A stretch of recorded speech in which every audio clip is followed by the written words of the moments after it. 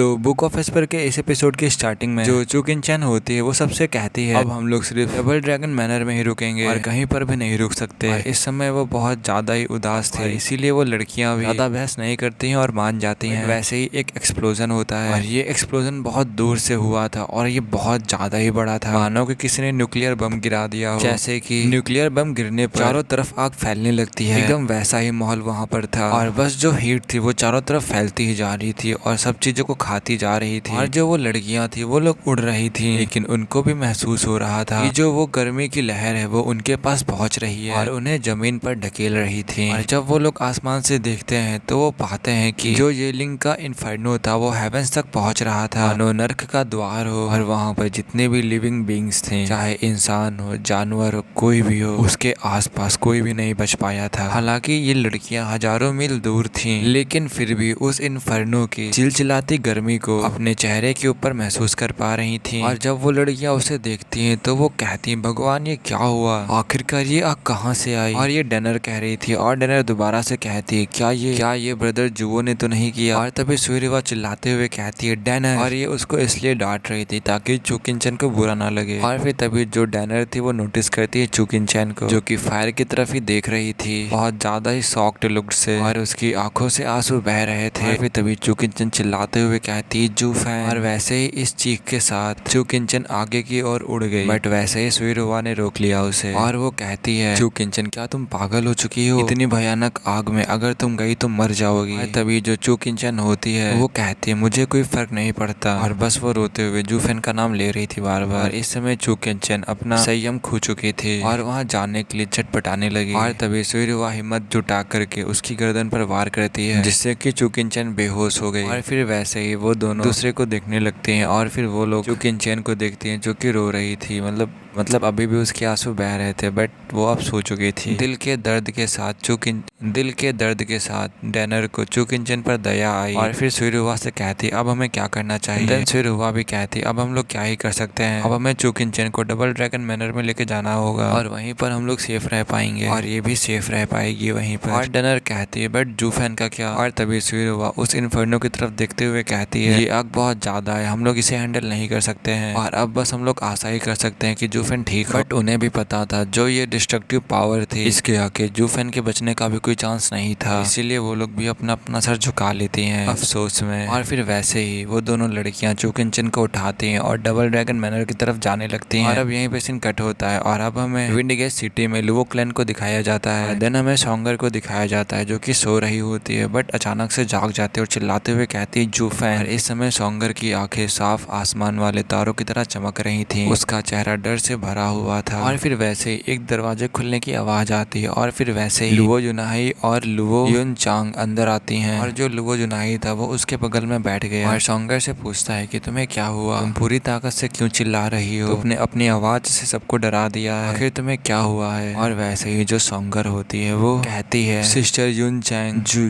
जुओफैन मर चुका है। और जब सोंगर ये बोल रही थी तो उसके ओठ कांपने लगे थे और उसकी आंखों से आंसू गिरने लगे थे। और जो लुवो जुनाही था उससे विश्वास नहीं हो रहा था और उसका शरीर बहुत जोरों जोरों से कांपने लगा था, उसे इस चीज पर बिल्कुल भी विश्वास नहीं हो रहा था। और फिर वो कांपते हुए सोंगर से पूछता है, सोंगर तुम ये क्या कह रही हो, उसकी शादी एडिफिस लॉर्ड चू से हुई है और वो एक सेक्ट का लीडर है और उसे तो अभी खुश होना चाहिए और वो बिल्कुल भी नहीं मर सकता। लुवो जुनाही की आंखें ये कहते कहते आंसू से भर आई थी, उसका दिल बहुत ज्यादा बेचैन हो रहा था। जो सोंगर होती है वो कहती, मुझे नहीं पता, मैंने जस्ट अभी देखा कि जूफैन कैसे मरा, वो एक खून के पूल में पड़ा हुआ था। और तभी गोल्डन फ्लेम्स ये कहकर सोंगर रुक जाती है। और तभी जो लेंगवू चैन होता है वो कहता है, क्लैन हेड जो सिस्टर सोंगर है वो होली मैडन है इस एम्पायर की, जो दुनिया के कामकाज पर नजर रखती हैं। और जो स्टीवर्ट जो है वो ऐसी साजिशों से बाहर आ सकता है, लेकिन जो इन्होंने अभी देखा ये गलत नहीं हो सकता और ऐसा लगता है ये वैसा ही हुआ है जैसा मैंने सोचा था और ये सब कुछ बहुत जल्दी ही हो रहा है। और तभी लुवो जुनाही इशारा करते हुए एक गार्ड से चिल्लाते हुए कहता है, गार्ड्स डीमन स्क्रीमिंग सेक्ट में एक स्पाई को भेजो और उससे कितने जल्दी हो सके सारी जानकारी लेकर के मुझे रिपोर्ट करे आके उससे कहो। डोर के पीछे से एक आवाज आती है, यस सर। और अब यहीं पे सीन कट हो जाता है और अब हमें एक रूम के अंदर दिखाया जाता है जहाँ पर कुछ लाइट्स और कुछ कैंडल्स लगी होती हैं। उसी रूम में जो हाई वेनरेबल थे वो वहाँ पर बैठे थे क्रॉस लेग किए हुए। तभी एक हैवी वॉइस बाहर से आती है जिससे कि जो उनकी शांति होती है वो टूट जाती है और वैसे ही हाई वेनरेबल कहते हैं, कौन है? वो आदमी कहता है, मास्टर ये मैं यहाँ पर आपको रिस्पेक्ट देने के लिए आया हूँ। और तभी एल्डर जुवान कहते, वो ये तुम हो? और जी वो ये तुमने सदियों से ऐसा नहीं किया है तो फिर तुमने ये आदत क्यों अपना ली? जी वो ये कहता है हंसते हुए, हाँ ये इतना अजीब नहीं है मास्टर, मैं अब तक इस सेक्ट का लीडर रहा हूँ और मैंने सेक्ट के नॉर्म्स का पालन किया है। क्या मैं अपने मास्टर को थोड़ी सी रिस्पेक्ट भी नहीं दे सकता? अब जब मैंने सीट छोड़ दी है तो अब मैं फ्री हूँ और अब मुझे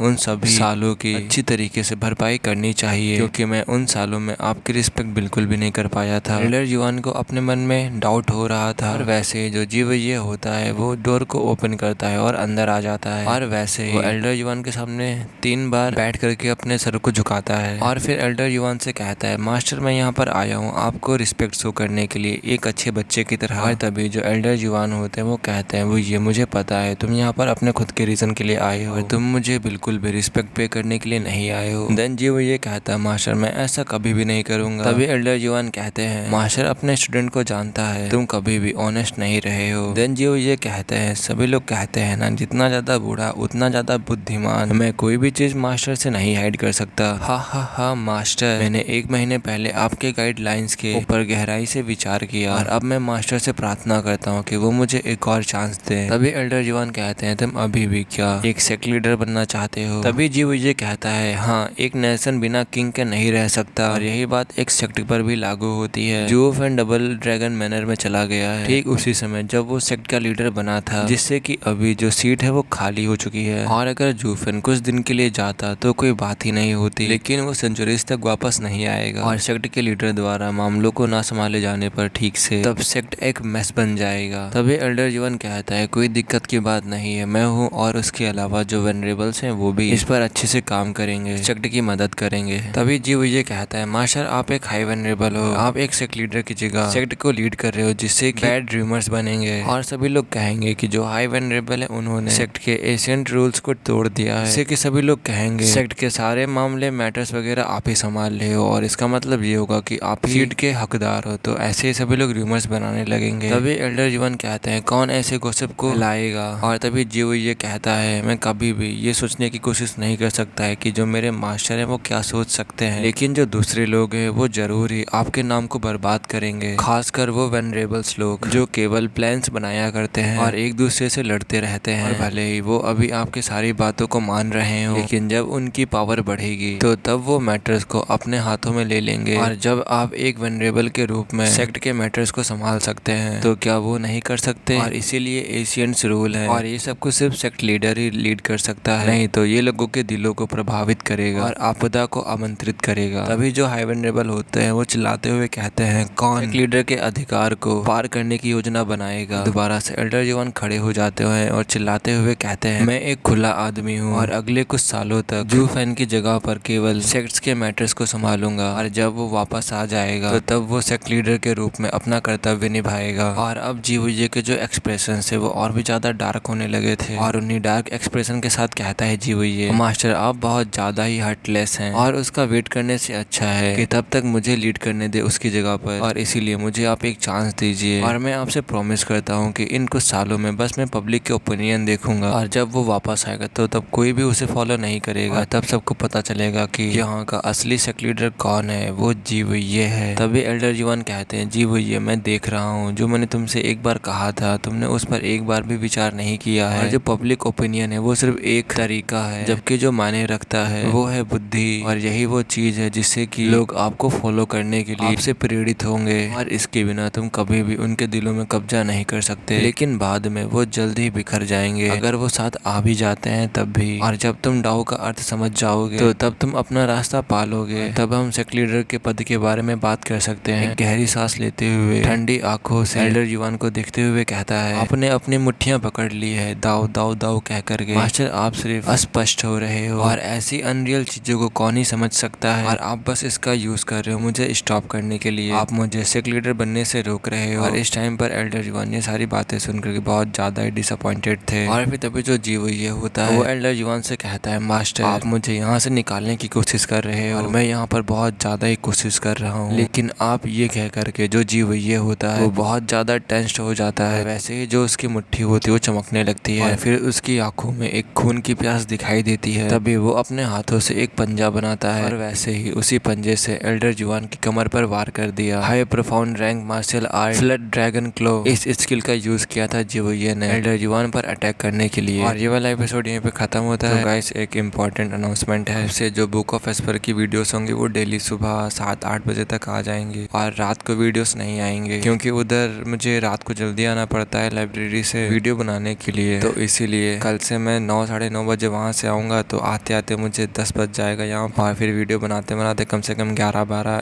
साढ़े 12 तक ऐसे बज जाएगा। तो फिर अगर मैं सुबह वीडियो अपलोड करूँगा तो फिर तुम्हें रात को वेट भी नहीं करना पड़ेगा और वीडियो भी पूरी 15 मिनट की हुआ करेंगे। और हाँ एक और बात है, जो मैंने दूसरे सीरीज की 1-1 घंटे की वीडियो डाली है तो यार उन्हीं 2 वीडियो से सिर्फ 1,500 सब्सक्राइबर बढ़ चुके हैं। और मैंने इतने सारे बुक ऑफ एस्पर की वीडियोस डाली हैं, उसमें सिर्फ 3 से 4,000 बुक ऑफ एस्पर के सिर्फ सब्सक्राइबर हैं और उसमें से सिर्फ 2-3 हज़ार लोग देखते हैं। जो वो वाली वीडियोस थे उसमें कम से कम 8,000, 7,000, 8,500 ऐसे व्यूज आ रहे हैं और रेगुलर बेसिस पे बढ़ते जा रहे हैं डेली व्यूज। तो यार मेरा कहने का मतलब ये है कि मैं इतनी मेहनत कर रहा हूँ, मतलब डेली बुक ऑफ एस्पर की वीडियो अपलोड करता हूँ। अगर कुछ दिन तुम लोग रुक जाते जस्ट सिर्फ 1 हफ्ते के लिए तो यार एक न्यू सीरीज आई तो मैं उसको एक्सप्लेन कर डालता, तो मतलब उसकी 3-4 घंटे की वीडियो बन पाएगी और फिर उसके बाद वीकली उसके एपिसोड रिलीज हुआ करेंगे। और जैसे कि मैं IMMLE D1 और जो दूसरी सीरीज की एपिसोड अपलोड करता हूँ वीक में, वैसे उसके भी किया करूँगा। और फिर उसके बाद जो बुक ऑफ एस्पर की सीरीज होगी वो डेली अपलोड होगी वैसे ही, क्योंकि मुझे पता है यार तुम लोग पूरी सीरीज को मुझसे एक्सप्लेन ही करवा के मानोगे और ये मेरी जिम्मेदारी भी है भाई, मैं जरूर इसको पूरे खत्म करूँगा। हाँ वो बात अलग है कि तबीयत खराब हो गई बीच में, तो भले ही बीच में छोड़ दूँ बट वैसे मैं पूरी खत्म करूँगा।